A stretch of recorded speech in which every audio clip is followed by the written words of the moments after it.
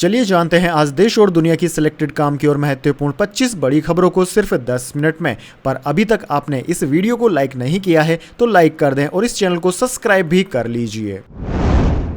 मोदी के ध्यान के खिलाफ तमिलनाडु कांग्रेस हाईकोर्ट पहुंची। विवेकानंद रॉक के ध्यान मंडपम से प्रधानमंत्री की तस्वीरें सामने आई। 1 जून तक यहीं रहेंगे। जी हां दोस्तों, प्रधानमंत्री मोदी का कन्याकुमारी के विवेकानंद रॉक मेमोरियल में ध्यान करने का शुक्रवार को दूसरा दिन है। सुबह उनके ध्यान करने की तस्वीरें सामने आई। वे भगवा चोला, हाथ में रुद्राक्ष की माला और माथे पर तिलक लगाए हुए दिखे। वहीं दोस्तों दूसरी ओर विपक्ष मोदी के ध्यान को आचार संहिता का उल्लंघन बता रहा है। तमिलनाडु कांग्रेस ने आरोप लगाया कि प्रधानमंत्री अपने पद का दुरुपयोग कर रहे हैं। इसके खिलाफ मद्रास हाईकोर्ट में याचिका दायर की गई है। प्रधानमंत्री गुरुवार शाम को कन्याकुमारी पहुंचे थे। सबसे पहले भगवती देवी अम्बन मंदिर में दर्शन पूजन किया। पूजा के दौरान मोदी ने सफेद मुंडू और शॉल पहना हुआ था। वहीं विपक्ष का कहना है कि प्रधानमंत्री अगर ध्यान कर रहे हैं तो वह अपनी फोटोएं क्यों पोस्ट कर रहे हैं, उनके साथ हमेशा कैमरा क्यों जा रहा है हर जगह पर।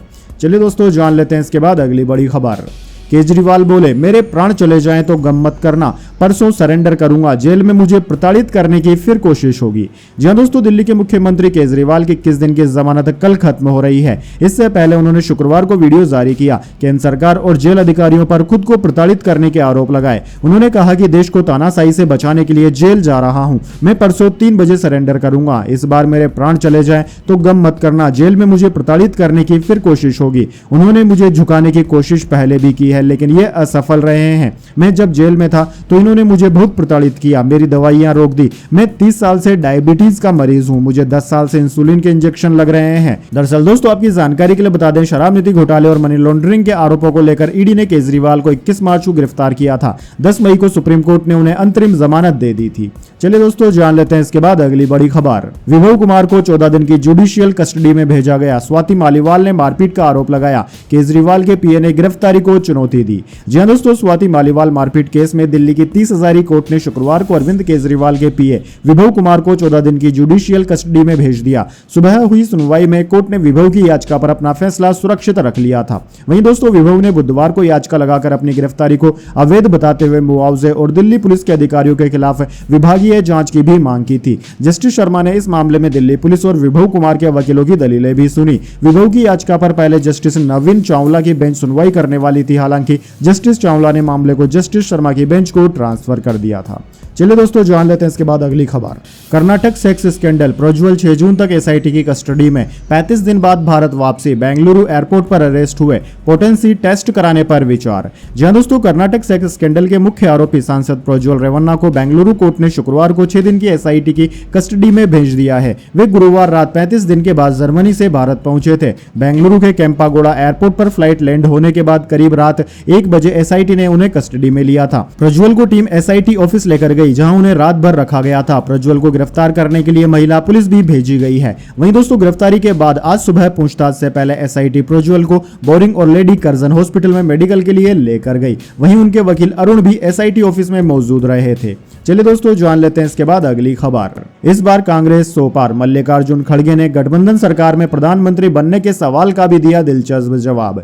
जी हां दोस्तों, कांग्रेस अध्यक्ष मल्लिकार्जुन खड़गे ने एनडीटीवी को दिए एक्सक्लूसिव इंटरव्यू के दौरान दावा किया कि कांग्रेस लोकसभा चुनाव में 100 सीटों का आंकड़ा पार कर 128 सीटें जीतेगी और भाजपा को सत्ता में आने से रोक देगी। कांग्रेस अध्यक्ष ने यह भी कहा कि जो भी कांग्रेस के घोषणा पत्र में बोला गया है हम वो करेंगे। आरक्षण का कोटा भी 50% से बढ़ेगा। ऐसा जयललिता ने किया था तो हम क्यों नहीं कर सकते। गरीब मुसलमानों को भी आरक्षण देने के सवाल पर कांग्रेस अध्यक्ष मल्लिकार्जुन खड़गे ने कहा कि जैसा मोदी जी ने गुजरात में किया गरीब मुसलमान जातियों के लिए, वैसा हम भी करेंगे।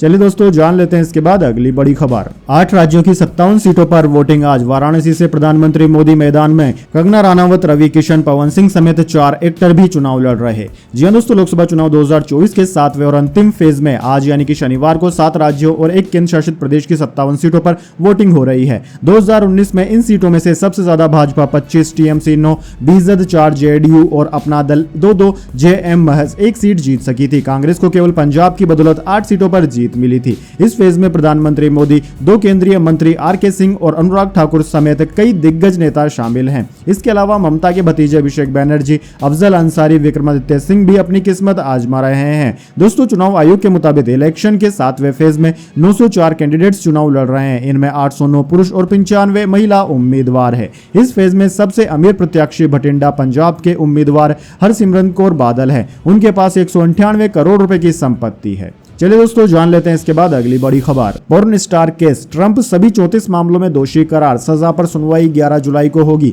राष्ट्रपति पद पर रहे पहले व्यक्ति जो दोषी पाए गए। जी हां दोस्तों, डोनाल्ड ट्रंप गुरुवार को किसी अपराध में दोषी पाए जाने वाले पहले पूर्व अमेरिकी राष्ट्रपति बन गए हैं। राष्ट्रपति चुनावों के बीच न्यूयॉर्क में लगभग 6 हफ्तों तक चली सुनवाई में उन्हें 34 मामलों में दोषी करार दिया गया। भारतीय समय के अनुसार सुबह 2 बजे कोर्ट ने ट्रंप के दोषी होने का फरमान सुनाया। ट्रंप के खिलाफ पोर्न स्टार स्टॉर्मी डैनियल को पैसे देकर चुप कराने और इलेक्शन में कैंपेन के दौरान बिजनेस रिकॉर्ड्स में हेराफेरी करने के केस चल रहे थे। यह मामला 2016 में उनके अमेरिका का राष्ट्रपति चुने जाने से पहले का है। इसके खुलासे के बाद पहली बार ऐसा हुआ था जब अमेरिकी इतिहास में पहली बार किसी प्रेसिडेंट पर आपराधिक केस चलाया गया। चलिए दोस्तों, जान लेते हैं इसके बाद अगली खबर। जल संकट को लेकर सुप्रीम कोर्ट पहुंची दिल्ली सरकार, याचिका में अपील, हरियाणा, यूपी और हिमाचल प्रदेश को ज्यादा पानी छोड़ने को कहें। जी हां दोस्तों, जल संकट से जूझ रही दिल्ली के लिए राज्य सरकार ने सुप्रीम कोर्ट का रुख किया है। शुक्रवार को दाखिल की गई याचिका में केजरीवाल सरकार ने अपील की है कि कोर्ट हरियाणा, उत्तर प्रदेश और हिमाचल प्रदेश से 1 महीने के लिए एक्स्ट्रा पानी देने के लिए निर्देश दे। दिल्ली सरकार ने कहा कि गर्मी की वजह से शहर में पानी की मांग काफी बढ़ गई है और पड़ोसी राज्यों को 1 महीने के लिए और ज्यादा पानी देने का निर्देश दिया जाना चाहिए। राजधानी में पानी की बहुत ज्यादा कमी है और जल मंत्री आतिशी ने हरियाणा पर दिल्ली के हिस्से का पानी नहीं देने का आरोप लगाया है। चलिए दोस्तों, जान लेते हैं इसके बाद अगली खबर। 9 साल में 10 लाख करोड़ मोदी सरकार ने वसूला बैंकों का डूबा कर्ज, बड़े डिफाल्टर से वसूली की गई। जी हां दोस्तों, वित्त मंत्री निर्मला सीतारमण ने शुक्रवार को कहा कि प्रधानमंत्री मोदी नीत सरकार ने विभिन्न सुधारों और बेहतर प्रशासन के जरिए बैंकिंग क्षेत्र का कायापलट किया। इसके दम पर बैंकों ने 2014 से 2023 के बीच 10 लाख करोड़ रुपए से अधिक डूबे हुए कर्ज की वसूली की। उन्होंने कहा कि परिवर्तन निदेशालय ने करीब 1105 बैंक धोखाधड़ी मामलों की जांच की, जिसके परिणाम स्वरूप 64,920 करोड़ रुपए की अपराध से अर्जित आय जब्त की गई। दिसंबर 2023 तक सार्वजनिक क्षेत्र के बैंकों को 15,183 करोड़ रुपए की संपत्ति वापस कर दी गई है। चलिए दोस्तों, जान लेते हैं इसके बाद अगली बड़ी खबर। चिलचिलाती गर्मी के बीच आई गुड न्यूज, दिल्ली एनसीआर में आज बारिश की है संभावना। जान लीजिए जून के पहले हफ्ते में कैसा रहेगा मौसम। जी हां दोस्तों, तपती गर्मी और झुलसाने वाली धूप से परेशान दिल्ली एनसीआर के लोगों को अब थोड़ी राहत मिलने के आसार हैं। दरअसल दोस्तों, इंडियन मेट्रोलॉजी डिपार्टमेंट यानी कि भारतीय मौसम विज्ञान विभाग ने मई महीने के आखिरी दिन शुक्रवार को शाम के समय अचानक मौसम बदलने की संभावना जताई। आईएमडी के अनुसार आज और कल धूल भरी आंधी चल सकती है। वहीं आज न्यूनतम तापमान 29 डिग्री सेल्सियस और अधिकतम तापमान 46 डिग्री सेल्सियस रहा, जबकि सुबह 8:30 बजे आर्द्रता 38% दर्ज की गई थी। मौसम विभाग के पूर्वानुमान के मुताबिक दोपहर के बाद 25 से 35 किलोमीटर प्रति घंटे की रफ्तार से हवाएं चल सकती है। वहीं जून महीने के पहले 2 दिन दिल्ली में धूल भरी आंधी चलने के साथ हल्की बारिश या बूंदाबांदी भी हो सकती है। आईएमडी के मुताबिक 1 जून को धूल भरी आंधी चलने और 2 जून को दिल्ली में गरज के साथ बारिश होने की संभावना है। इस दौरान न्यूनतम तापमान 29 डिग्री सेल्सियस और अधिकतम तापमान 44 डिग्री सेल्सियस रह सकता है, जबकि 3 जून से 8 जून तक दिन में हवाएं चलेंगी और अधिकतम तापमान 44 डिग्री रह सकता है। चलिए दोस्तों, जान लेते हैं इसके बाद अगली बड़ी खबर। विस्तारा फ्लाइट में बम की धमकी के बाद श्रीनगर एयरपोर्ट पर रोका गया, विमान में सवार थे 177 यात्री। जी हां दोस्तों, दिल्ली से श्रीनगर जा रही विस्तारा की फ्लाइट में शुक्रवार को बम की धमकी मिली, जिसमें 177 यात्री और एक बच्चा सवार था। इस पर एयरलाइन और सुरक्षा बलों ने तुरंत कार्रवाई की। फ्लाइट संख्या UK 611 को रात लगभग 12:10 पर श्रीनगर एयरपोर्ट पर सुरक्षित रूप से उतारा गया। सूत्रों ने बताया कि विस्तारा की फ्लाइट UK 611 नई दिल्ली से आ रही थी और धमकी भरे कॉल के बाद श्रीनगर इंटरनेशनल एयरपोर्ट पर अधिकारियों ने तुरंत कार्रवाई की। Call air India traffic control Srinagar को मिली। इस तरह के खतरों के लिए मानक प्रोटोकॉल का पालन करते हुए विमान को उतरते ही तुरंत एक आइसोलेशन बे में भेज दिया गया। विमान को एक सुनसान इलाके में ले जाया गया। सभी यात्री कथित तौर पर सुरक्षित हैं और उनकी सुरक्षा सुनिश्चित करने के लिए स्थिति को प्राथमिकता के साथ संभाला जा रहा है। चलिए दोस्तों, जान लेते हैं इसके बाद अगली बड़ी खबर। दिल्ली सैन फ्रांसिस्को फ्लाइट 24 घंटे लेट हुई, 200 पैसेंजर्स बिना एसी 6 घंटे बंद रहे, कई बेहोश हुए। एविएशन मिनिस्टर ने एयर इंडिया को नोटिस भेजा।